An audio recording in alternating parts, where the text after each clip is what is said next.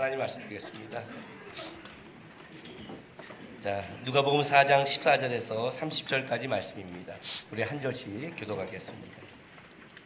예수께서 성령의 능력으로 갈릴리에 돌아가시니 그 소문이 사방에 퍼졌고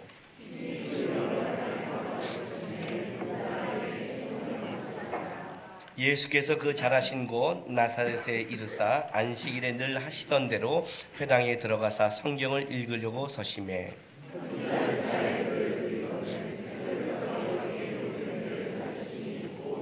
주의 성령이 내게 임하셨으니 이는 가난한 자에게 복음을 전하게 하시려고 내게 기름을 부으시고 나를 보내사 포로된 자에게 자유를 눈먼 자에게 다시 보게 함을 전파하며 눌린 자를 자유롭게 하고 책을 덮어 그 맡은 자에게 주시고 앉으시니 회당에 있는 자들이 다 주목하여 보더라.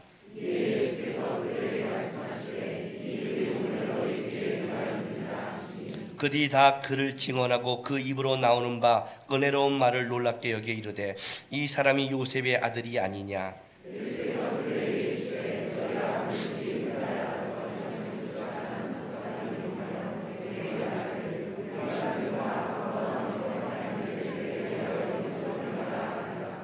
또 이르시되 내가 진실로 너에게 이르노니 선지자가 고향에서는 환영을 받을 자가 없느니라.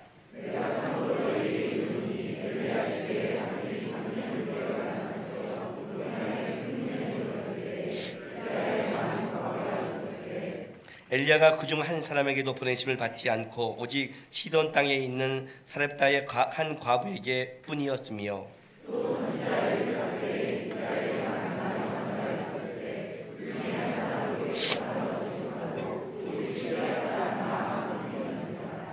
회당에 있는 자들이 이것을 듣고 다 크게 화가 나서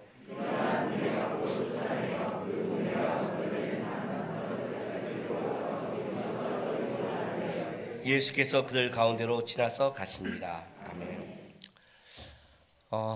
오늘 본문은 참 쉽지 않은 본문입니다. 쉽지 않다는 것은 본문 자체가 어렵다는 말이 아니라 본문 자체가 민감하다는 뜻입니다. 어떤 그 본문이 우리 삶 속에 너무 민감할 때는 우리가 거기에 대해서 이렇게 반응들이 달라지잖아요. 민감한 반응입니다. 왜 그러냐면 오늘 그 24절에 보면 예수님이 이런 말씀하십니다. 내가 진실로 너에게 이르노니 선지자가 고향에서는 환영을 받을 자가 없느니라. 이 말씀인데 이 말씀 때문에 이제 우리 목사들은 이제 이러는 거죠. 내가 나를 목사들이 자기 자신을 점검해야 됨에도 불구하고 내가 뭘 전했을 때 성도가 받지 않으면 에이 고향에서 선지자는 고향에서 대접받지 못해라고 이렇게 쉽게 넘어갈 수 있는 본문이고 또 여러분도 쉽게 뭐 목사님과 이렇게 좀 이렇게 되면 그래 뭐 선지자 뭐 가까울 필요 없어 그냥 오히려 거리를 둬야지 선지자가 가까우면 고향에서 대접받지 못해 이렇게 쉽게 넘어갈 수 있는 본문이기 때문에 이 본문을 말하는 게 좀 민감한 거예요. 굉장히 민감한 본문입니다. 그러나 이제 이 본문을 우리가 좀 이해하는 데 있어서 여러분 아셔야 될 게 뭐냐면 왜 선지자가 고향에서 인정받지 못하는가? 이 예수님의 사역 초기에 이 나사렛에서 한 말씀을 단순하게 사람이 가까우면 서로 잘 알고 지내면 서로 인정하기 힘들다라고 이렇게 이해하면 여러분 굉장히 잘못 이해하는 겁니다. 한때 교회에 와서 신천지들이 와서 성경 공부 때문에 한참 난리가 났습니다. 근데 이 신천지에 빠진 사람들은 어떤 사람이냐면 성경 공부에 관심이 없는 사람들은 안 빠집니다. 교회 와서 막 꼬실 때 성경 공부에 관심이 없던 사람은 뭐라고 말하냐면 신천지가 꼬시면 성경은 모르죠? 그럼 모르죠. 그 와서 배워. 아예 안 가요. 왜요? 내가 교회에서도 안 배웠는데 내가 교회에서 안 배워서 몰라요. 내가 어디를 가요? 여기서부터 배워야죠. 안 간대요. 근데 이제 교회에서 좀 열심히 있는 애들이 막 공부하다가 왜 이렇게 이거밖에 안 갔지 할 때 이제 신천지가 여기 좋은 데 있어요. 그러면 간다는 거죠. 어설픈 열심을 가진 자가 빠진다는 거예요. 그죠? 그래서 그러면 이 신천지에 끌려가는 이 사람들을 위해서 어떻게 해야겠느냐라고 했을 때 어떤 교회에서 이런 대안을 냈대요. 성경 공부를 하지 말자. 성경 공부 안 하면 어때요? 성경 공부 저쪽 가자고 불러도 안 가도 되잖아요. 그잖아요. 신천지가 아주 성경 공부하라고 그러니까 안 해요. 너무 쉽죠? 이게 대안입니까?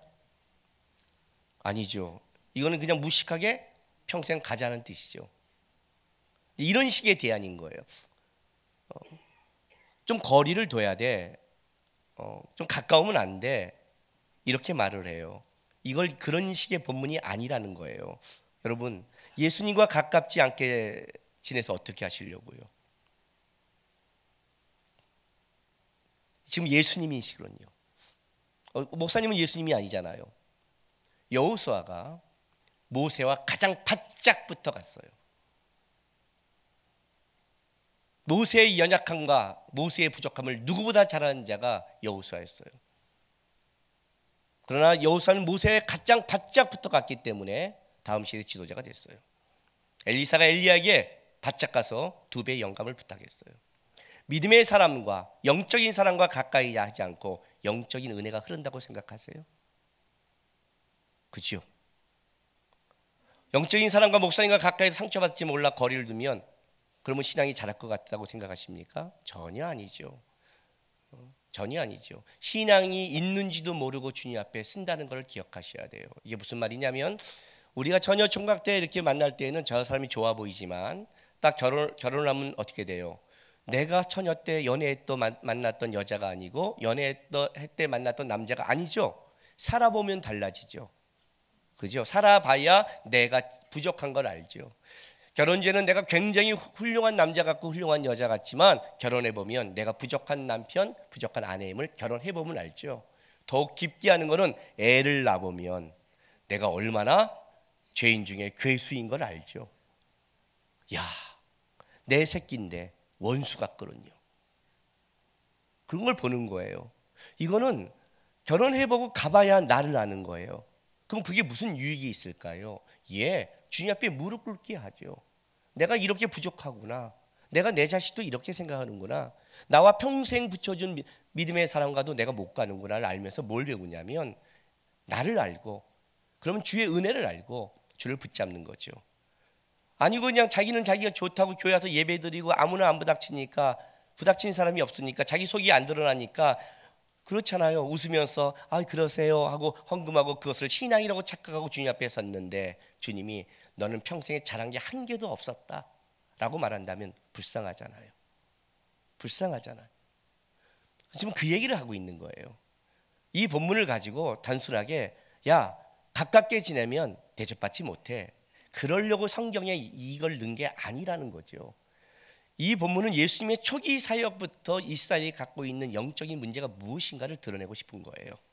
초기부터 예수님이 그들에게 인정받지 못했다는 거예요. 초기부터. 근데 그 본문을 좀 찾아가는 거죠. 아시겠습니까? 좀 민감하죠. 민감한 본문이에요. 그러나 우리가 이걸 좀 찾아가서 도대체 주님께서 우리에게 이 본문을 통해 말하고 싶은 게 무엇인가를 우리가 제대로 좀 알 필요가 있습니다. 일단 4장 14절에 봤더니 예수께서 성령의 능력으로 갈릴리에 돌아다니시다가 그 소문이 사방에 퍼져 친히 여러 회당에서 가르치심에 모든 사람들이 칭송을 받았더라라고 이제 본문은 시작합니다. 다른 복음서에는 없는 성령의 능력이라고 누가는 얘기합니다. 예수님께서 그러면서 예수님의 사역의 성령의 능력의 가장 중요한 사역을 말씀을 전파하는 사역이라고 누가는 지금 얘기하고 있는 겁니다. 초기부터 예수님은 말씀을 전파했습니다. 여기서 우리가 봐야 될 두 가지는 뭐냐면 15절에 있는 친히 그 여러 회당에서 가르치심에 하는 회당과 16절에 있는 예수께서 그 자라신 곳 나사렛에 있어 안식일에 늘 하시던 대로에 좀 집중하셔야 됩니다. 회당과 늘 하시던 대로. 이 회당은요 바벨론 그 이스라엘 백성은 성전에서 하나님께 예배드렸는데 이스라엘과 유다가 멸망하고 바벨론 포로로 끌려갔을 때 성전에서 예배를 드리지 못하자 그때부터 시작된 것이 회당 문화였습니다. 바로 여기서 예배하고 율법을 지키면서 신앙을 자기들이 간직하려고 그때부터 회당들이 생기기 시작했습니다. 이것은 이제 예수님 당시에도 계속 전통적으로 이 회당들은 있어서 안식일에 모여 회당에서 기도하고 율법을 낭독하고 예배하고 하나님 앞에 지켜가는 걸 합니다. 예수님께서 늘 하시던 대로라고 말합니다. 늘 하시던 대로라는 것은 예수님이 단순하게 그냥 공생애를 시작하기 전에 예수님이 12세 성년이 되면 어떤 일이 벌어져요? 그들은 이제 율법하에 자라야 되잖아요. 그러니까 항상 우리 식으로 말한다면 어렸을 때부터 주일학교부터 계속해서 늘 하던 대로 이렇게 회당에서 이분이 예수님께서 사역하고 계신 겁니다. 어느 날 이제 오셨는데 들어갔는데 그날따라 뭘 찾았냐면 17절에 봤더니 이사의 글을 드러내거를 책을 펴서 이렇게 기록된 데를 찾으시니라고 말합니다. 자, 이것은요 예수님이 여기를 찾은 게 아닙니다. 찾은 게 아니라 회당장이 항상 안식이 되면 그거를 읽어야 될 본문을 펴놓습니다. 모세오경, 예언서 이걸 펴놓고 그날 본문을 펴놓은 그것을 예수님이 읽은 겁니다. 그러니까 예수님이 이 회당에 들어갔을 때 오늘 회당장이 펴놓은 본문이 바로 이사야서 61장 1, 2절의 말씀, 흔히 종의 노래라는 말씀을 펴놓은 겁니다. 기가 막히게 하나님이 안배해 놓은 거죠. 그러니까 예수님이 가서 이제 그걸 본문을 읽은 겁니다. 회당장이 핀 본문을 읽은 거예요. 주의 성령이 내게 임하셨으니 이는 가난한 자에게 복음을 전하게 하시려고 내게 기름을 부으시고 나를 보내사 포로된 자에게 자유를, 눈먼 자에게 다시 보게 함을 전파하며 눌린 자를 자유롭게 하고 주의 은혜를 전파하게 하려 하십니다. 자, 이걸 선포했어요. 이거는 굉장히 중요한 겁니다. 왜 중요하냐면 이사야서 61장 이 종이 노래, 우리가 누가복음 4장 18장 이 노래는 하나님께 범죄함으로 이스라엘이 하나님께 범죄함으로 고난받고 있는데 이것을 해결해 줄 그 종이 온다는 소망의 복음입니다. 그러니 여러분 이걸 읽을 때 얼마나 마음이 그들이 짠하겠어요. 그렇지 않겠어요? 우리 이렇게 삶이 어려울 때, 막 힘들 때 어디 갔는데 누가 어떤 말씀을 읽어줬는데 내 상황이 너무 딱 맞으면 어떻게 돼요? 이제 눈물이 나고 힘이 받잖아요. 그런 거죠. 그날 회당장이 폈는데 그것이 로마의 압책 속에 메시아를 대망하며 우리의 이 고난과 어려움을 풀어줄 종을 이 소망의 말씀이 퍼졌을 때 이들이 이걸 읽었을 때 얼마나 기대하고 소망하며 이 말씀을 받겠냐는 거예요. 그걸 보고 있는데 이제 예수님께서 오시면서 수많은 소문이 퍼졌잖아요. 그러니 예수님이 앉아서 이 말씀에 대해서 예수님이 뭐라고 말하나를 이제 보고 있는데 예수님이 뜻밖의 이렇게 말씀하는 거예요. 21절 보세요. 이 글이 오늘 너희 귀에 응하였느니라. 황당한 거죠. 이 글이 오늘 너희 귀에 응하였느니라. 메시아가 임했다라는 거죠. 왜냐하면 여러분 우리가 고난 받으면 첫 번째 생각나는 게 뭔지 아십니까? 우리 인생 속에 고난을 받으면 실제 우리 인생의 문제의 가장 큰 고민은 뭐냐면 고난이란 문제입니다. 왜 예수를 믿었는데 고난을 받는가? 왜 내가 이렇게 기도하고 하나님께 갔는데 이런 문제를 겪어야 되는가? 하나님은 어디 계신가? 하나님을 믿는 인생이 이런 것인가? 이게 우리의 다 답이잖아요. 그죠? 이게 다 여러분 속에 있는 하나님의 질문들 아니에요. 예수 믿었더니 잘 되더라. 기도했더니 응답받더라. 아이들에게 맨날 기도했더니 잘 살더라. 좋은 대학 가고 좋은 사람 만나서 멋있게 살더라. 그러면 그래, 예수 믿으면 복 받는 거야. 기도하면 복 받는 거야. 이런 답이 나와야 되는데 실제 그런 공식이 안 나오는 거예요. 그게 욥기 얘기거든요. 욥기의 가장 큰 전제는 항상 뭐라고 그랬어요? 욥은 의로운 자다. 욥처럼 하나님을 사랑한 자가 없다. 욥은 하나님이 사단에게도 드러내고 뭐라고 그래요? 이 같은 자가 없다고 자랑할 만한 자다. 그런데 누구보다도 끔찍한 고난에 들어간다. 그것이 욥에게 벌어진 사건이 아니다. 욥도 왜 받는지를 모른다. 그거 아니에요. 이게 우리가 어려운 거예요. 참 어려워요. 우리 인생에 가장 해결하지 못하는 문제가 고난의 문제예요. 그래서 목사님들이 맨날 뭐라 그래요? 하나님이 큰 뜻이 있을 겁니다. 이 말은 뭐냐면 목사님도 모른다 이거예요. 아니, 나도 지금 모르겠는데 어떻게 알아요? 나도 모르겠는데 어떻게 알아요? 나도 고난받고 있는데 어떻게 하려고요? 몰라요. 인생의 문제를 몰라요. 천국 가서 안다 이거예요. 그거 어렵죠. 이 고난의 문제가 딱 오면 우리는 당장 무슨 일이 생기냐면 이거예요. 진짜 하나님은 살아계신가? 내가 지금 신앙생활하는 게 맞나? 혹시 우리가 지금 잘못 가고 있는 게 아닌가? 나중에 천국 갔더니 아무것도 아닌 아이씨 억울하다 막 이럴 줄 막 살 걸 그런 게 아닌가? 이게 이제 우리 고난의 문제에서 오는 거예요. 실제 이스라엘 문제도 그거예요. 선민이 하나님의 선택받은 백성이 하나님이 이렇게 예언한 이 백성이 어떻게 이 하나님의 말씀이 이루어지지 않고 있는가? 어떻게 우리가 이렇게 하고 있는가? 붙잡고는 있지만 이 갈등이 있는데 이 말씀을 읽고 예수님이 이렇게 말하는 거예요. 오늘 너희에게 응했다. 그 응한 본 앞에 있는 자는 그냥 청년의 그냥 세상을 바꿀 만한 사람이 아닌 거죠. 이게 그들 눈에 비친 눈이에요. 그래서 당장 뭐라고 말하냐면 보세요.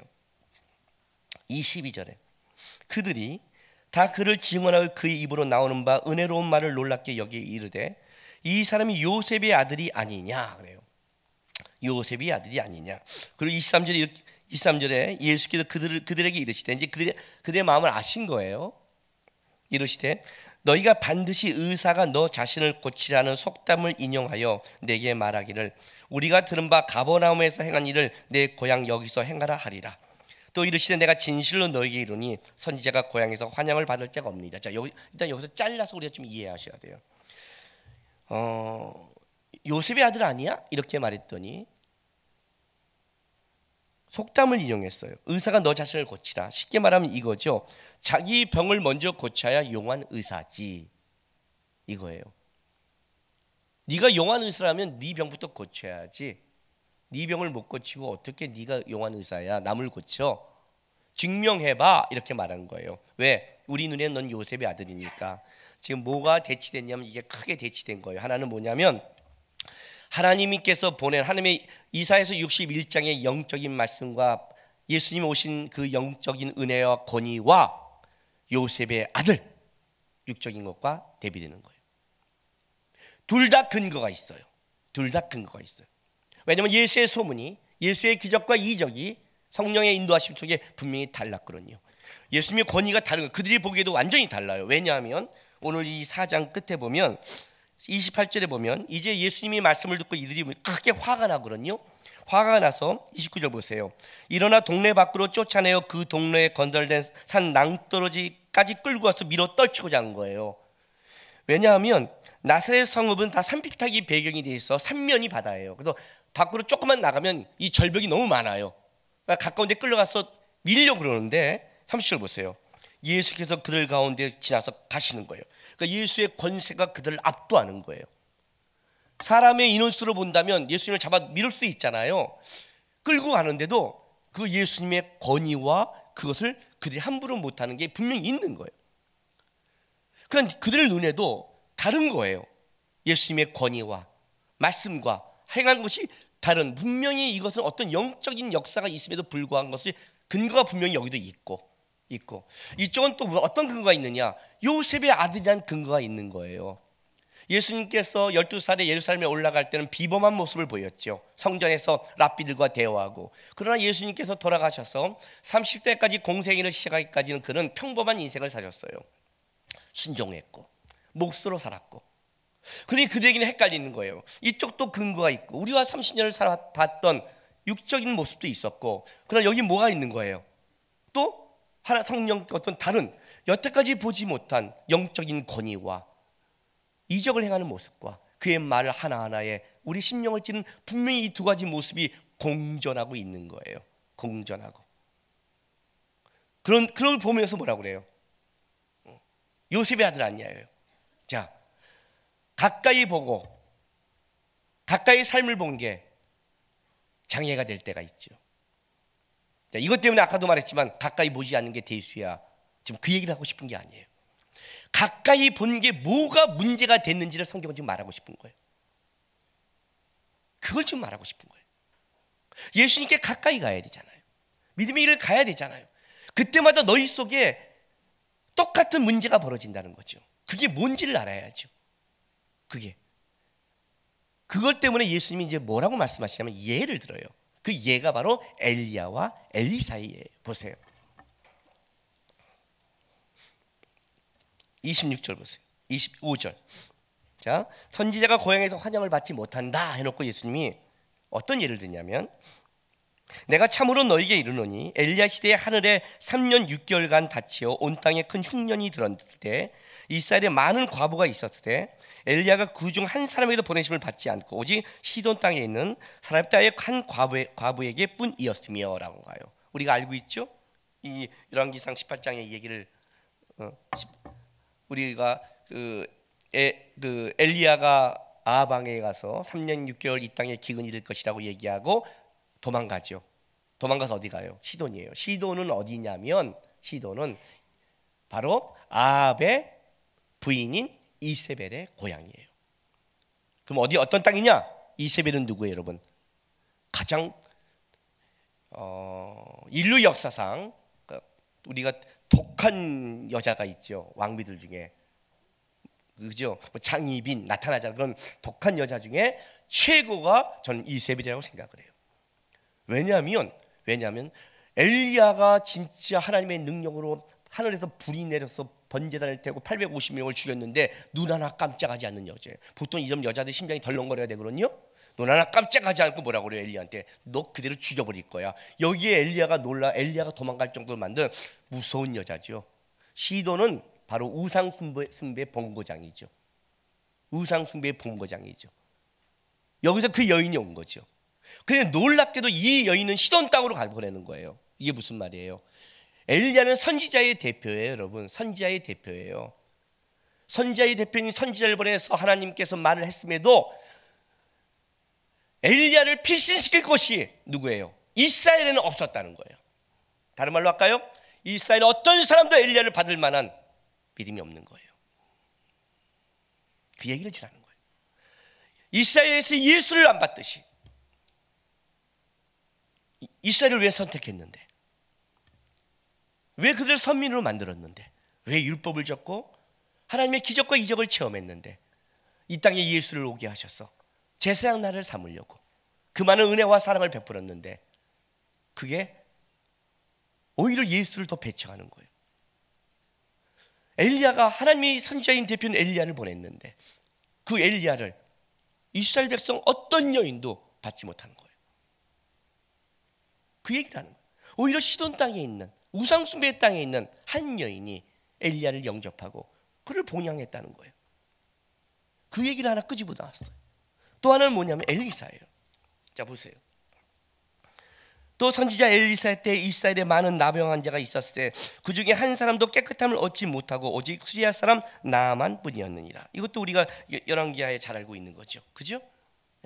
나만 장군이 왔을 때 엘리사가 안 만나주다가 겨우겨우부터 만나줬더니 요단강에 가서 7번 씻으라 그랬더니 우리는 강이 없어 요단강에 씻느냐 했더니 그 하인 하나가 한 번만 해보자, 한 번만 해보자, 그죠? 한 번만 해보자. 그것다 해서 하는데 놀랍게 씻음을 받았잖아요. 그러면서 이렇게 말하는 거예요. 이스라엘에는 수많은 문둥병자가 있었는데, 문둥병은 뭔데요? 당시에 하나님 앞에 저주받은 병인데, 하나님 앞에 들어오지 못하는 건데, 선지자인데 한번 찾아올 만하지 않아요? 아무도 안 찾았다는 거예요. 그 얘기를 하는 거예요. 이방 사람만 왔다는 거죠. 이방 사람만 믿었다는 거예요. 이게 지금 예를 든 거예요. 단순하게 뭐 가깝게 지내면 뭐 그런 문제가 아니라 예수님이 엘리야와 엘리사를 끄집어와서 무슨 얘기를 하고 있냐면 이스라엘 백성 중에 누가 예수뿐만 아니라 하나님이 보낸 선지자까지 너희가 언제 들었으며 마중했으며 하나님이 보냈다고 존귀하게 대접한 적이 있었느냐 이거예요. 선지자가 그 고향에서 대접받지 못하는 것은 하나님이 보낸 자가 하나님의 백성에게서 한 번도 대접받지 못했다는 거예요. 그게 예수를 보내도 똑같다고 얘기하는 거예요. 똑같다. 왜 그러냐는 거죠. 도대체. 무엇 때문에? 열왕기하 2장 한번 보세요. 여러분들이 이 성경을 읽으면서 가끔 이해되지 못한다고 많은 사람이 얘기하는 본문 중에 하나예요. 그리고 저는 이 본문을 굳이 말하고 싶지 않지만 본문과 너무 맞아서 어쩔 수 없이 이해해야 될 본문 중에 하나예요. 2장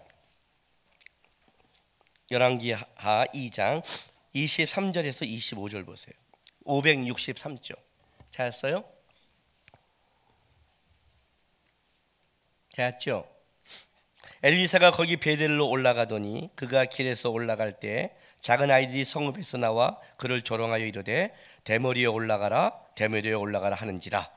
엘리사가 뒤로 돌이켜 그들을 보고 여호와의 이름으로 저주하며 곧 숲에서 암곰들이 나와서 아이들 중에 42명을 찢었더라. 엘리사가 거기서부터 갈멜산으로 가고 거기서 사마리아에 돌아왔더라. 참, 별로 말하고 싶지 않은 본문인데 항상 말을 조심하시기 바랍니다. 여러분 좀 이해가 가십니까? 아니 엘리사가 가는데 선지자예요. 선지자가 가는데 작은 아이들이 나와서 대머리에 올라가라 대머리에 올라가 놀랐다고. 또 선지자가 하나님 저것도 확 저주하는 거예요. 막 죽여버리라고. 내가 여기 지나가는데 애들이 대머리 목사님 대머리 목사님 그래서 내가 하나님 저 새끼들 어떻게 좀 해주세요 그랬더니 배낭 들깨들이 나타났어. 걔를 막 물어버린 거예요. 그러면 여러분 제 편에 드시겠습니까? 일단 아니 목사님 그런 것 때문에 또 화를 내? 선지자가. 그리고 하나님이 또 뭐야? 배낭 왜 곰도 배낭 왜 찢어 죽여? 그래서 42명이나. 그렇죠? 근데 성경을 볼 때 이해하실 게 있어야 돼요. 엘리야는 왜 저주했을까요? 엘리사는 선지자잖아요. 왜 하나님은 그의 말을 들었을까요?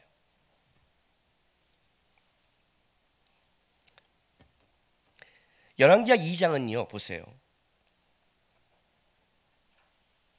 9절 보세요.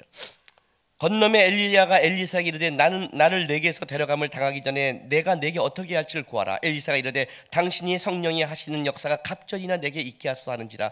이르되 내게 어려운 일을 구하는도다. 그러나 나를 내게서 데려가는 것을 내가 보면 그 일이 내게 이루어지려니와 그렇지 않으면 이루어지지 아니라 하고 두 사람이 길을 가며 말하더니 불새와 불말들이 두 사람을 갈라놓고 엘리야가 회오리바람을 하러 올라가니라. 엘리사가 보고 소리지되 내 아버지여 내 아버지여 이스라엘 병거와 그 마병이 하더니 다시 보이지 않은지라. 이에 엘리사가 자기 옷을 잡아 둘로 찢고 엘리야의 몸에서 떨어진 것을 주워가지고 돌아와 요단 언덕에 서서 자 하나님의 엘리야를 뒤를려 엘리사를 선지자로 보는 장면입니다. 하나님이 세웠습니다. 그런데 15절 봤더니 마침은 여리고에 있는 선지자들이 제자들이 그를 보며 말하기를 엘리야의 성령이 하시는 역사가 엘리사 위에 머물렀다 하고 가서 그에게 나가 땅에 엎드려 그에게 경배하고 그에게 이르되 당신의 종들에게 용감한 사람 50명이 있으니 청하건대 그들이 가서 당신의 주인을 찾게 하소서. 염려하건대 여호와의 성령이 그를 들고 가다가 어느 산에나 어느 골짜기에 던졌을까 하나이다 하니라. 엘리사가 이르되 보내지 말라 하나 무리가 그로 부끄러워하도록 강청하며 보내라 한지라. 그들이 50명을 보냈더니 사흘 동안 찾되 발견하지 못하고 엘리사가 여리고에 머무는 중에 무리에게 그에게 돌아오니 엘리사가 그들에게 이르되 내가 가지 말라고 너에게 이르지 아니었냐 하였더라. 이해가 되세요? 엘리사에게 임했어요. 그럼 그 다음부터 이제 하나님의 사람은 누구예요? 엘리사예요. 엘리야가 혹시 하나님이 끌어 떨어질지 모르니까 시체를 찾지 아니라 찾지 말라 그런 봤거든요. 근데 그들은 찾으러 갔어요. 그리고 헛수고를 하죠. 내가 찾지 말라 하지 않았느냐? 말라 하지 않느냐? 왜 엘리사의 말을 듣지 않았을까요? 뭐 때문에? 19절부터 22절 한번 보세요. 그 성읍 사람들이 엘리사에게 말하되 우리 주인께서 보시는 것 같이 이 성읍의 위치는 좋으나 물이 나쁨으로 토산이 익지 못하고 떨어지나이다. 엘리사가 이르되 새 그릇에 소금을 담아 내게로 가져오라 하며 곧 가져온지라. 엘리사가 물 근으로 다가가서 소금을 그 가운데 던지며 이르되 여호와의 말씀이 내가 이 물을 고쳤으니 이로부터 다시는 죽음이나 열매 맺지 못함이 없을지니라 하셨니라 하니 그 물이 엘리사 한 말 같이 고쳐서 오늘까지 이르렀더라. 자, 하나님의 말씀으로 엘리사가 소금을 넣어서 물을 고쳤어요. 근원을 고쳤죠. 근원을. 그럼 분명히 엘리사에게 하나님이 세운 걸 알고 있죠. 그렇죠? 그리고 이제 엘리사가 가는데 베델에서 나타난 거예요. 아이들이. 여기서 이 작은 아이라는 것은 어린아이를 말하지 않습니다. 히브리어에서는 이 아이라는 것은 결혼하기 전에 모든 사람을 다 얘기해요. 보통 청년 정도로 봅니다. 근데 42명이 죽었다는 것은 떼거리로 나왔다는 거예요. 베델은 우상 숭배의 근거지였습니다. 그들이 나와서 엘리사를 조롱하는 겁니다. 대머리에 올라가라 대머리에 올라가라. 무슨 말인지 아세요? 엘리사에게 약점이 있었겠죠. 그렇죠? 외모적으로도 문제가 있었겠죠. 약점이 있었겠죠. 그들은 하나님이 세운 영적 권위를 본 게 아니라 뭘 봤냐면 인간 엘리사를 봤겠죠. 요셉의 아들이 아니냐, 그걸 보는 거죠. 그걸 지금 보고 있는 거예요. 하나님이 사람을 보내주면 누굴 보내줄까요? 100% 완벽한 자? 그러면 받아들일까요? 아니죠. 100% 완벽한 분이 왔죠. 누구? 예수가요. 예수가 왔어요. 그러나 자기의 방법대로 임하지 않으면 그런 예수를 거절하는 거예요. 수많은 선지자를 보내줬어요. 그러나 언제든지 너희가 하나님이 보낸 하나님의 영적 선지자를 바라본 적이 어디 있냐는 거예요. 엘리야는 엘리야대로 거절했고, 엘리사는 엘리사대로 거절했고, 너희가 수많은 종들을 거절하지 않았느냐. 예수님께서 나중에 비유를 들 때 자기 종들을 계속 보냈더니 죽였더니 마지막에 주인이 자기 아들을 보냈더니 그마저 죽였다는 그 비유를 들죠. 언제 너희들이 하나님의 영적 은혜와 영적 권위를 바라본 적이 있었느냐? 아니다요. 아니다. 그것이 아니다. 언제나 너희는 요셉의 아들 아니냐? 대물이요 대물이고 엘리사를 노린 거예요. 그들이 갖고 있는 그 인간적인 안목, 우상숭배의 안목에서 하나님의 선지자를 모독한 거죠. 하나님을 모독한 거죠. 하나님이 세웠는데 그 이 저주는 개인적인 게 아니에요. 하나님이 그를 통해 세워서 일하시는 걸 모르고 그렇게 말하는 걸 갖고 저주했더니 하나님이 즉각적인 응답을 해요. 42명이 죽여요. 나중에 이 42명이라는 숫자는 여기만 나오지 않아요. 아합과 이세벨, 이 아합의 자손 가문을 하나님이 멸망시키려 할 때 예후를 들어서 아합의 자손들을 죽일 때 그때도 예후가 42명을 죽여버려요. 심판을 해버린 거예요. 민수기 12장 한번 가볼까요?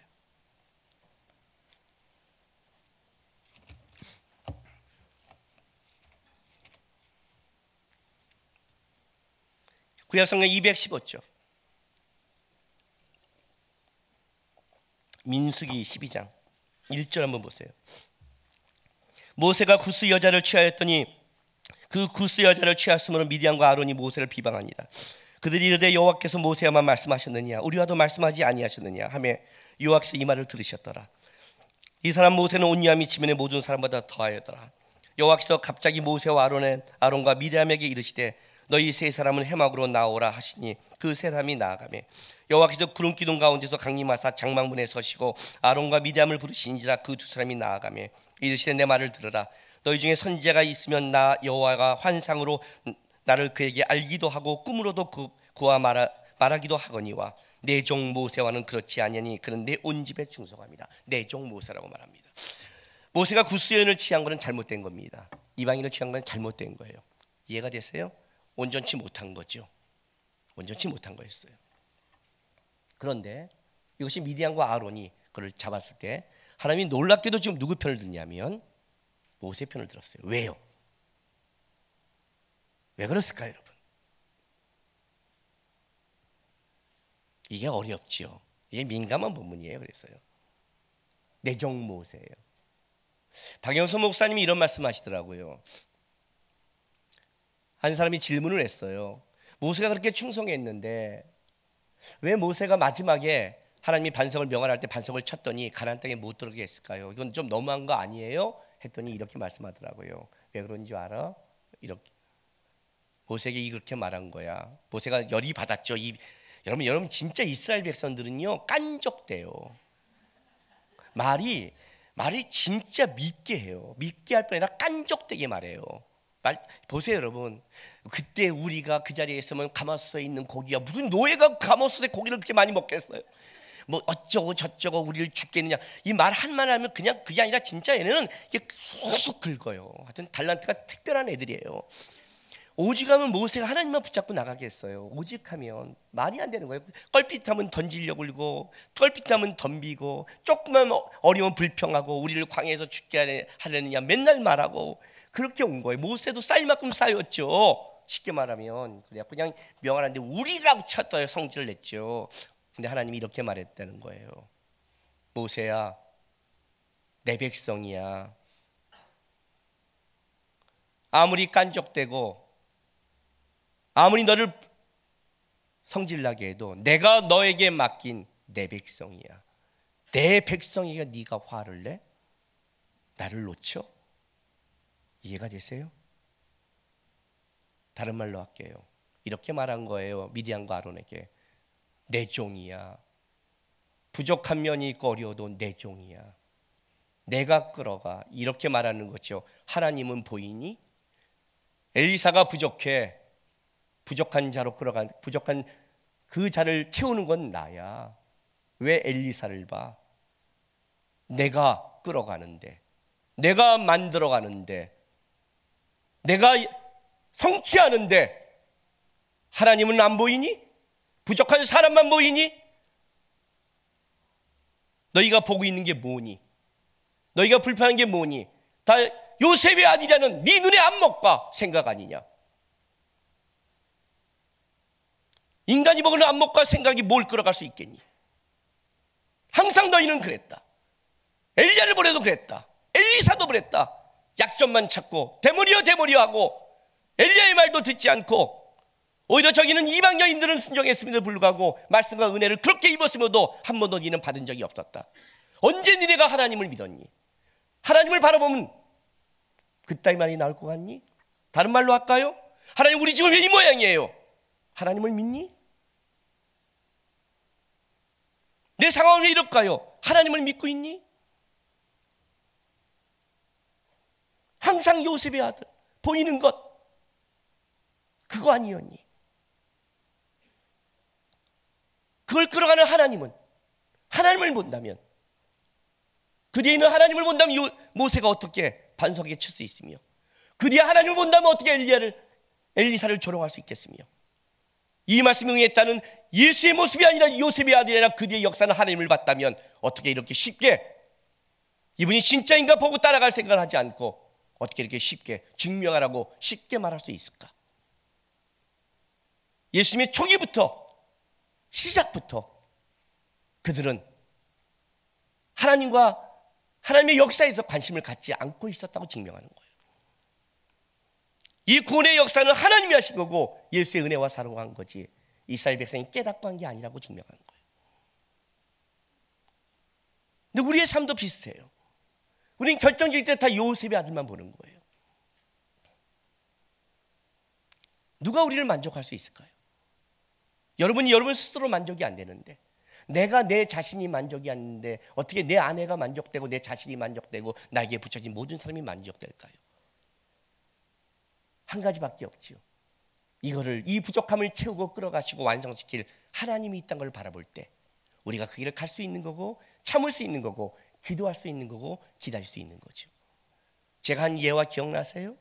청년 때 교사 하나가 저기다 담배 피고 오는데 교회 학교 교사인데 교회 근처에서 담배 피고 와서 내가 저기 미쳤나 자기 가르치는 학생이 보면 어쩌려고 여기서 담배를 피고 와 죽여버리려고 제가 가려고 했더니 하나님이 남구가 저 아이의 인생 중에 지금 저 아이가 살아가는 과정이 가장 끔찍하고 제일 안 좋은 과정을 걸어가고 있다면 너는 그것만 딱 잘라 판단하면 그 판단이 옳은 거냐 그른 거냐 그런 겁니다. 그래 나는 저희의 인생 전체를 본다. 그 모습을 보면 기도해라. 내가 끌어갈 거다. 내가 만들 거다. 함부로 비판하지 말고 기도하고 네가 그래라. 그래서 제가 걔를 혼내지 못했다는 거 기억나세요? 예. 사도 바울의 말처럼 우리는 우리 자신도 판단하면 안 돼요. 왜? 우리 자신도 내가 나를 모르잖아요. 나를 끌어가신 주님이 내 인생의 답이잖아요. 그렇죠? 주님을 바라봤니? 이걸 말하는 거예요. 이스라엘 백성이 이렇게 말하는 거예요. 너희는 진짜 하나님을 바라봤니? 하나님을 믿고 있니? 아니면 요셉의 아들을 보고 있니? 그 질문을 하는 거예요. 오늘 제가 여러분에게 이렇게 제목을 정했어요. 믿으시나요? 진짜. 여러분 진짜 하나님을 믿습니까? 진짜 하나님을 보고 계십니까? 진짜 하나님이 소망입니까? 진짜 우리 하나님은 살아계십니까? 진짜 하나님은 역사하십니까? 그러면 요셉의 아들 보이는 거 내려놓고 하나님 바라보시고 묵묵히 신앙생활 하시기를 바랍니다. 기도하겠습니다.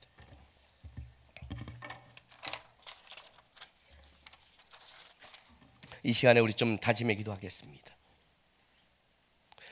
주의 보호자로 나아갈 때 어떻게 나아가야 할까? 나를 구원한 주의 십자가, 그것을 믿으며 가네. 주의 보호자로 나아갈 때 나 여전히 부족하나 나를 부르신 주의 그 사랑, 그걸 믿으며 가네. 이게 신앙입니다.